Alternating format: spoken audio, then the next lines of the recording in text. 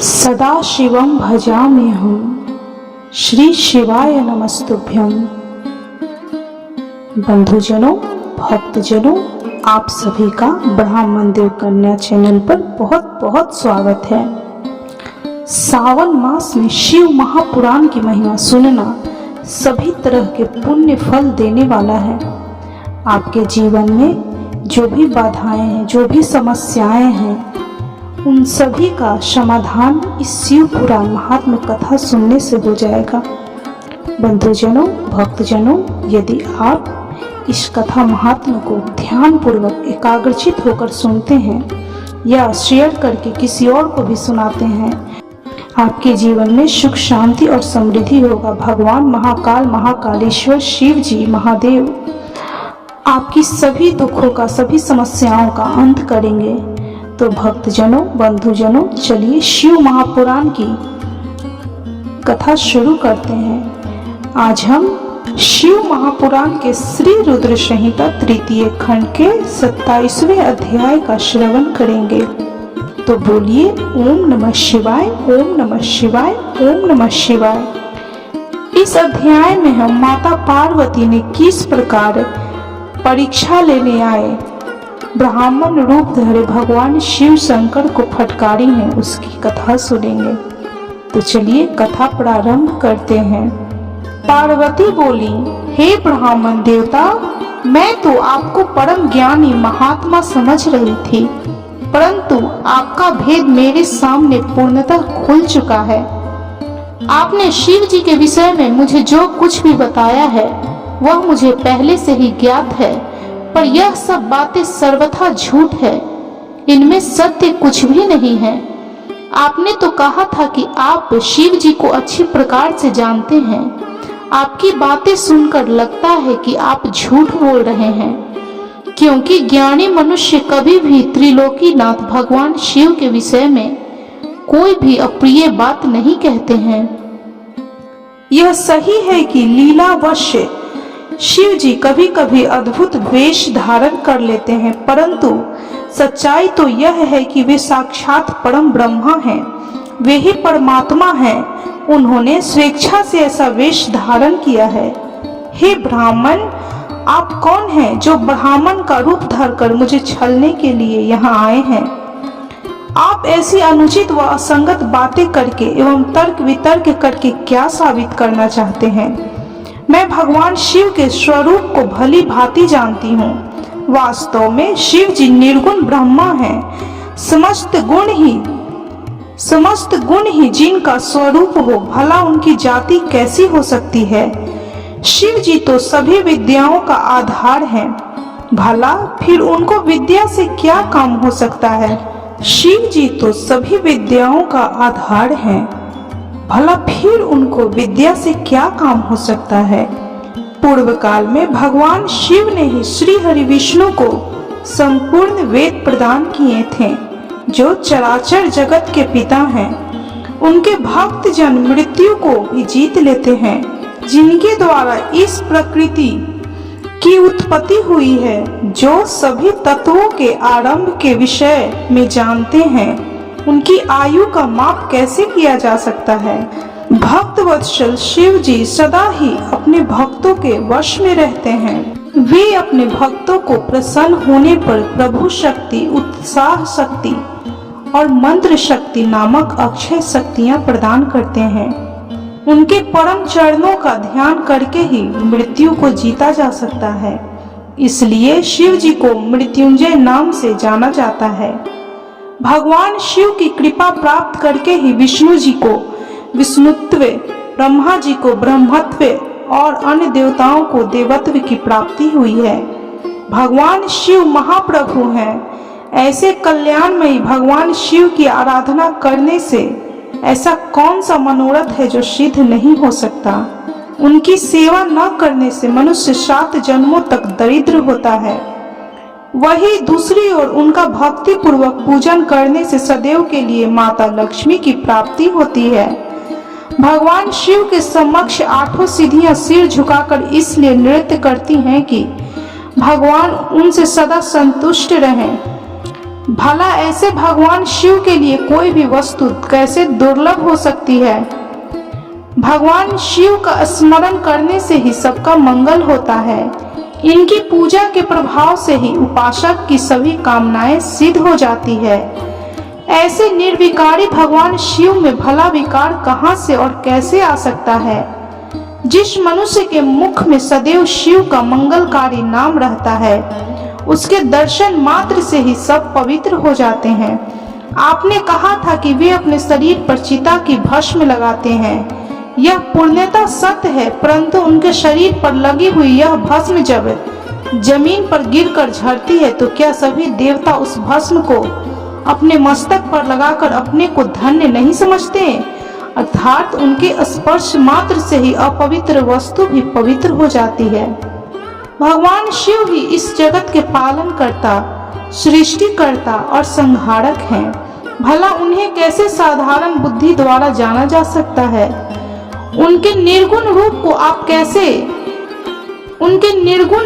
आप जैसे लोग कैसे जान सकते हैं। दुराचारी और पापी मनुष्य भगवान शिव के स्वरूप को नहीं समझ सकते।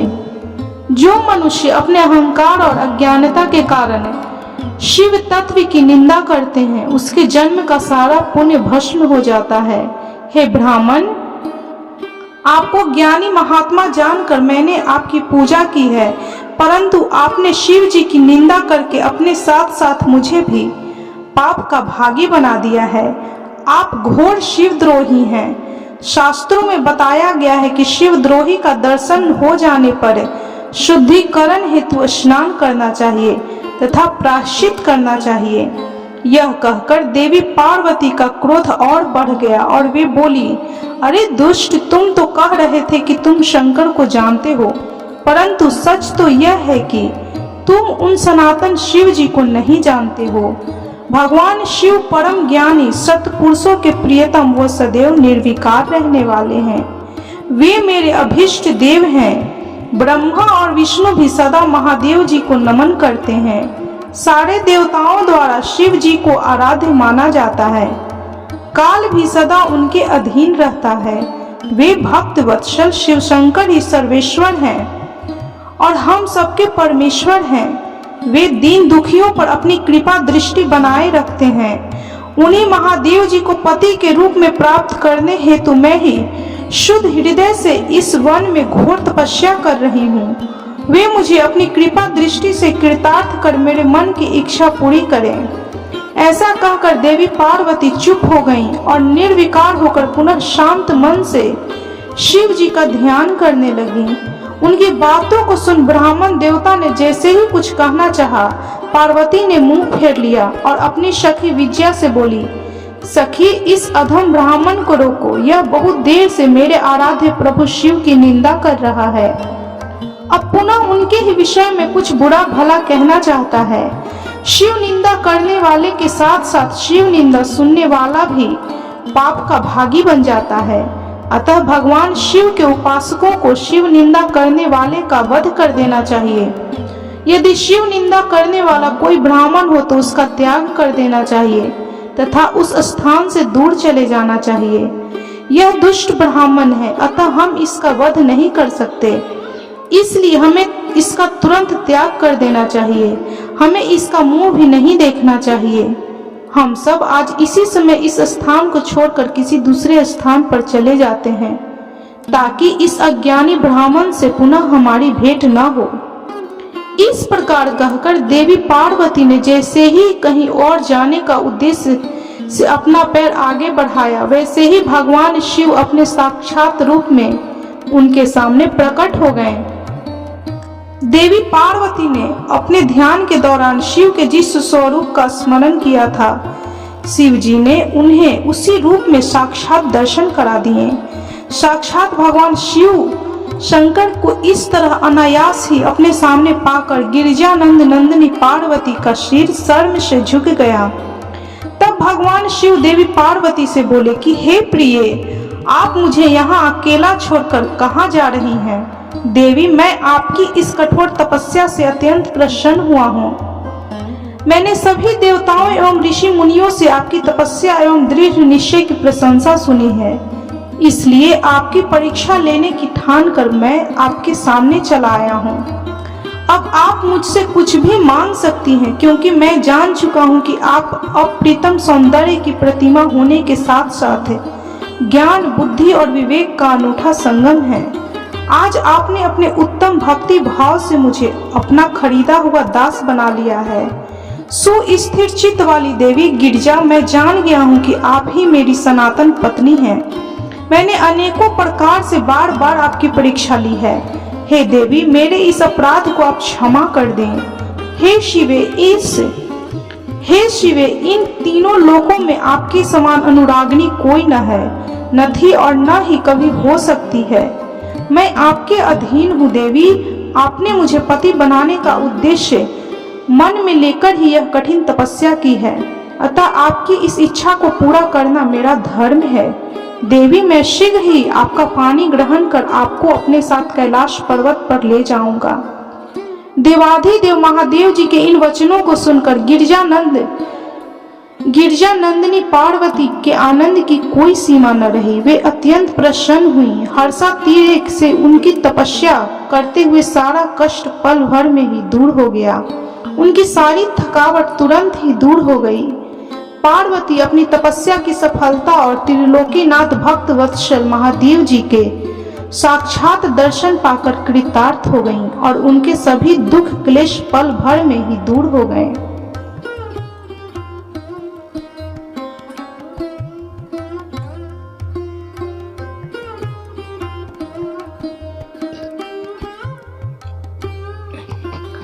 ब्रह्मा जी कहते हैं कि हे नारद, परमेश्वर भगवान शिव की बातें सुनकर और उनके साक्षात स्वरूप का दर्शन पाकर देवी पार्वती को बहुत हर्ष हुआ। उनका मुखमंडल प्रसन्नता के कारण कमल दल के समान खिल उठा। उस समय वे बहुत सुख का अनुभव करने लगी। अपने सम्मुख खड़े महादेव जी से वे इस प्रकार बोली कि हे देवेश्वर, आप सबके स्वामी हैं।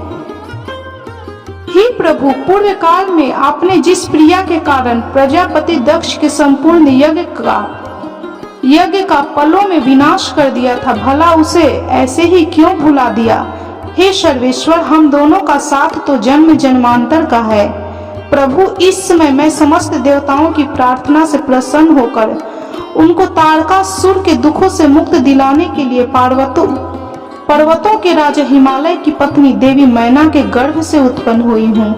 आपको ज्ञात ही है कि आपको पुनः पति रूप में प्राप्त करने हेतु ही मैंने यह कठोर तपस्या की है। इसलिए हे देवेश्वर, आप मुझसे विवाह कर मेरी इच्छा अनुसार अपनी पत्नी बना लें।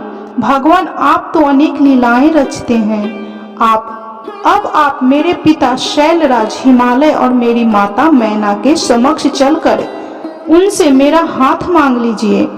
भगवान, जब आप इन सब बातों से मेरे पिता को अवगत कराएंगे, तब वे निश्चय ही मेरा हाथ प्रसन्नता पूर्वक आपको सौंप देंगे। पूर्व जन्म में जब मैं प्रजापति दक्ष की पुत्री सती थी, उस समय मेरा और आपका विवाह हुआ था। तब मेरे पिता दक्ष ने ग्रहों की पूजा नहीं की थी। उस विवाह में ग्रह पूजन से संबंधित बहुत बड़ी त्रुटि रह गई थी। मैं यह चाहती हूँ कि इस बार शास्त्रोक्त विधि से हमारा विवाह संपन्न हो। हमें विवाह से संबंधित सभी रीति रिवाजों और रस्मों का भली भांति पालन करना चाहिए, ताकि इस बार हमारा विवाह सफल हो सके। हे देवेश्वर, आप मेरे पिता हिमालय को इस संबंध में बताएं, ताकि उन्हें अपनी पुत्री की तपस्या के विषय में ज्ञात हो सके। देवी पार्वती के प्रेम और निष्ठा भरे इन शब्दों को सुनकर भगवान शिव बहुत प्रसन्न हुए और हंसते हुए बोले कि हे देवी, हे महेश्वरी, इस संसार में हमारे आसपास जो कुछ भी दिखाई देता है वह सब ही नाशवान अर्थात नश्वर है। मैं निर्गुण परमात्मा हूँ। मैं अपने ही प्रकाश से प्रकाशित होता हूँ। मेरा अस्तित्व स्वतंत्र है। देवी, आप समस्त कर्मों को करने वाली प्रकृति हैं। आप ही महामाया हैं। आपने ही मुझे इस माया मोह के बंधनों में फंसाया है। मैंने इन सभी को धारण कर रखा है। कौन मुख्य ग्रह है, कौन ऋतु समूह है, हे देवी, आप और मैं दोनों ही सदैव अपने भक्तों को सुख देने के लिए ही अवतार ग्रहण करते हैं। आप सगुण और निर्गुण प्रकृति हैं। हे गिरिजे, मैं आपके पिता के पास आपका हाथ मांगने के लिए नहीं जा सकता, फिर भी आपकी इच्छा को पूरा करना मेरा कर्तव्य है, अतः आप जैसा कहेंगे मैं अवश्य करूंगा। महादेव जी के ऐसा कहने पर देवी पार्वती अति हर्ष का अनुभव करने लगी और शिव जी को भक्ति पूर्वक प्रणाम करके बोली कि हे नाथ, आप परमात्मा हैं और मैं प्रकृति हूँ। हम दोनों का अस्तित्व स्वतंत्र एवं सगुण है, फिर भी अपने भक्तों की इच्छा पूरा करना हमारा कर्तव्य है। भगवान, मेरे पिता हिमालय से मेरा हाथ मांगकर उन्हें दाता होने का सौभाग्य प्रदान करें। हे प्रभु, आप तो जगत में भक्त वत्सल नाम से विख्यात हैं। मैं भी तो आपकी परम भक्त हूँ। क्या मेरी इच्छा को पूरा करना आपके लिए महत्वपूर्ण नहीं है? नाथ, हम दोनों जन्म जन्म से एक दूसरे के ही हैं। हमारा अस्तित्व एक साथ है, तभी तो आपका अर्धनारीश्वर रूप सभी मनुष्यों, ऋषि मुनियों एवं देवताओं द्वारा पूज्य है।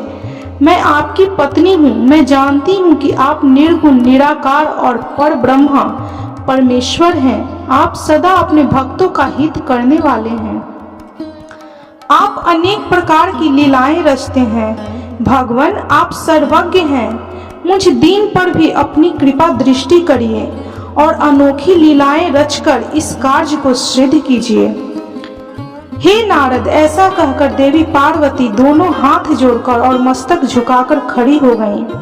अपनी प्राण वल्लभा पार्वती की इच्छा का सम्मान करते हुए महादेव जी ने हिमालय से उनका हाथ मांगने हेतु अपनी स्वीकृति प्रदान कर दी। तत्पश्चात त्रिलोकीनाथ महादेव जी उस स्थान से अंतर्ध्यान होकर अपने निवास कैलाश पर्वत पर चले गए। कैलाश पर्वत पर पहुंचकर शिव जी ने प्रसन्नता पूर्वक सारा वृतांत नंदीश्वर सहित अपने सभी शिवगणों को सुनाया। यह जानकर सभी शिवगण बहुत खुश हुए और नाचने गाने लगे। उस समय वहां महान उत्सव होने लगा। उस समय सभी खुश थे और आनंद का वातावरण था। इस प्रकार शिव महापुराण के श्री रुद्र संहिता तृतीय खंड का 28वें अध्याय तक की कथा संपन्न हुई। तो बोलिए, कर्पूर गौरम करुणावतारम संसार सारम भुजगेंद्र हारम सदा वसंतम हृदय रविंदे भवम भवानी सहितम नमामि। ओम नमः शिवाय, ओम नमः शिवाय, ओम नमः शिवाय। आप भी इस शिव भक्ति की कथा अवश्य सुने। इस कथा को सुनने से आपके मन की जो भी मनोरथें होंगी भगवान पूर्ण करेंगे। आपके जीवन की सभी समस्याओं का भगवान शिव महाकालेश्वर समाधान करेंगे।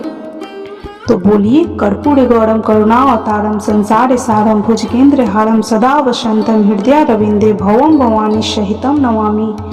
ओम नमः शिवाय, ओम नमः शिवाय, ओम नमः शिवाय। भक्तजनों, बंधुजनों, यदि आपको शिव महापुराण की यह कथा अच्छी लगी हो तो कृपया वीडियो को लाइक, शेयर और सब्सक्राइब जरूर करें और कमेंट में हर हर महादेव, ओम नमः शिवाय, जय महाकाल जरूर लिखें।